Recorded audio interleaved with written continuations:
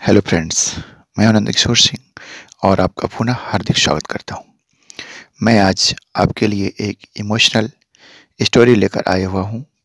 जी हाँ, एक पिता की। तो कहानी मैं शुरू करता हूँ।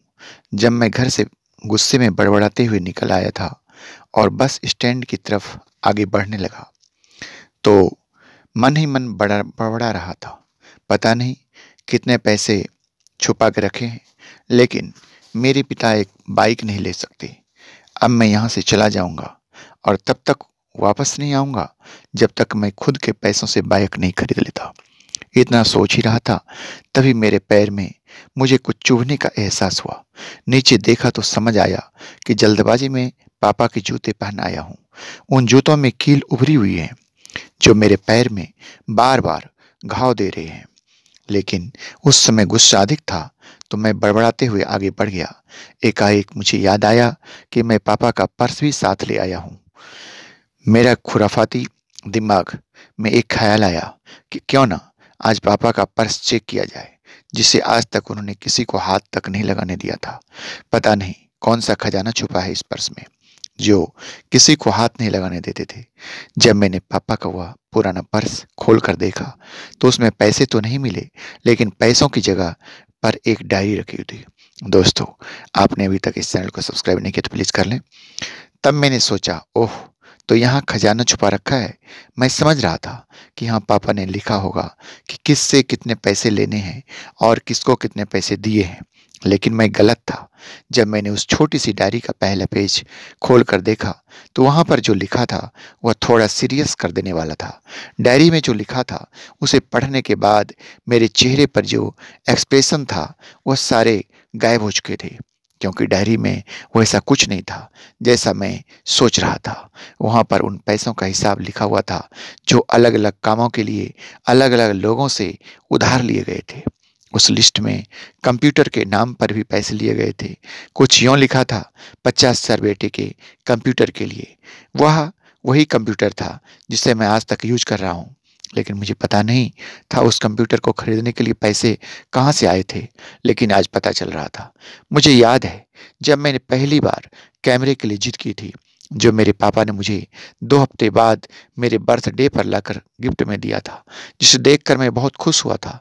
और मुझे खुश देखकर मुझसे कहीं ज़्यादा अगर कोई खुशी था, तो वो थे मेरे पापा।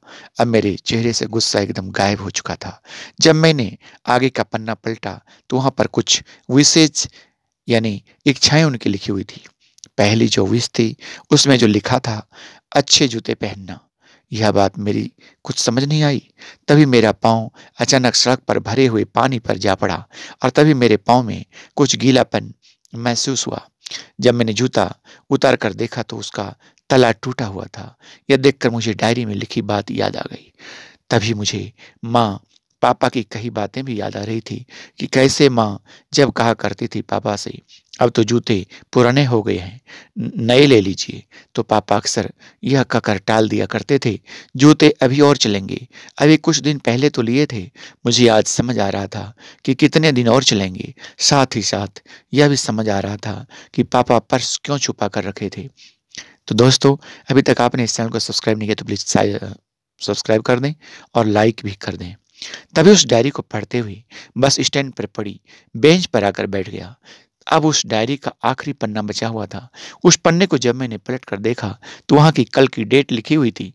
तारीख के नीचे लिखा हुआ था 50,000 रुपये बाइक के लिए। बस इतना पढ़ा और दिमाग सन्न रह गया। अब मेरे मन में कोई शिकवा गिला नहीं बचा था। बस मेरी आँखों से आँसू चले आ जा रहे थे। मुझे आज तक नहीं पता तब मैं क्यों रोए रजा रहा था। अब मैं जल्दी से घर की तरफ भागा, लेकिन जूतों की वह कील पाँव में अब तक घाव बनाने में कामयाब हो चुकी थी। मैंने जूते को रास्ते में ही निकाल कर फेंक दिया और भागते लड़खड़ाते हुए घर जा पहुंचा। लेकिन पापा घर पर नहीं थे। मैं समझ गया था वह कहाँ थे। मैं सीधा पास वाली बाइक एजेंसी की तरफ भागा। पता नहीं आज कहाँ से इतनी ताकत आ गई थी मुझ में कि मैं जूते भागते हुए थक नहीं रहा था और भागते हुए थक नहीं रहा था, और वह भी बिना जूतों के नंगे पैर। जैसे तैसे मैं बाइक एजेंसी पर पहुंचा। पापा वहीं थे। मैंने पापा को दौड़कर गले लगा लिया और मेरी आंखों से आंसू रुकने का नाम ही नहीं ले रहे थे। पापा को समझ नहीं पा रहे थे आखिर हो क्या रहा है, मैं क्यों रो रहा हूँ।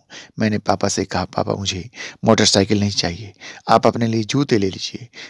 अब आज से मैं जो भी करूँगा अपनी मेहनत से, अपने बलबूते पर पढ़कर करूँगा। दोस्तों बस इतनी सी एक कहानी है। तो ये आपको कैसी लगी ज़रूर हमें अपने कमेंट्स में बताएंगे और चलते-चलते चैनल को ज़रूर सब्सक्राइब कर लीजिएगा। धन्यवाद। मिलते हैं फिर किसी नेक्स्ट वीडियो में। तब तक के लिए जय हिंद, वंदे मातरम।